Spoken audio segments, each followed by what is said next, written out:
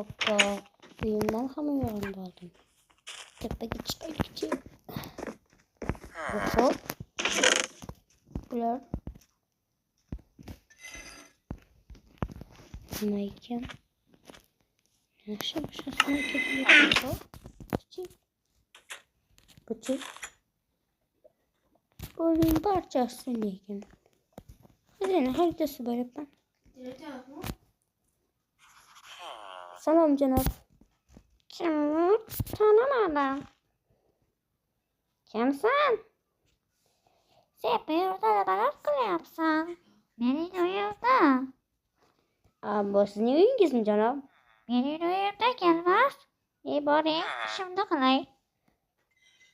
Qani uyimdan tez yo'qolchi kelmas. Aha, sabingiz buzilmasin. Tavba.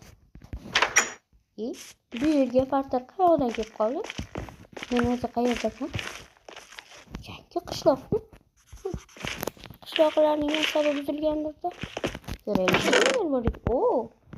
Bular bizga as qotadi. Bular menimcha sehrlangan bo'lsa kerak-ku. Qani, ko'raylik, oyoq kiyimda. Bu sehrlanmagan ekan. Qani bu qanaqa oyoq kiyim bo'ldi? Voy. Nima bo'ldi? Kimni menga buni tushuntirib bersin? Nima bo'ldi deyapman hozir.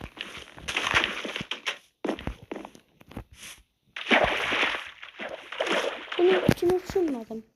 Mayli. Shaqalardan so'rayman. Salom janob. Voy, yeri shu yo'qol. Janob, meni qilib yubora olasizmi? Janob, o'zi men qayerdaman? Men qayoqdan bo'lay? Bitta yangi bo'lsa kerak. Biz seni umuman ko'rmaganmiz. Ha, yaxshi. Nima qilaman endi? Bu yerda yashashim kerakmi? Qani ko'raylikchi. Qanchalar kuchli ekan. Normalli. Hozir esa ishlarni tugatib turaylik. Bunda hali. Bular qayoqdan keldi? Mayli, ketdim. Bu yerda hali itlar ham bor. Ha? Yo'q. Bilasizlar, bu yerda ozgina noto'g'rilik bo'ldi. Qanaqa qo'ng'iroq ekan? Lekin nima hujjat bor endi shu yerda? Xo'sh, bu yerda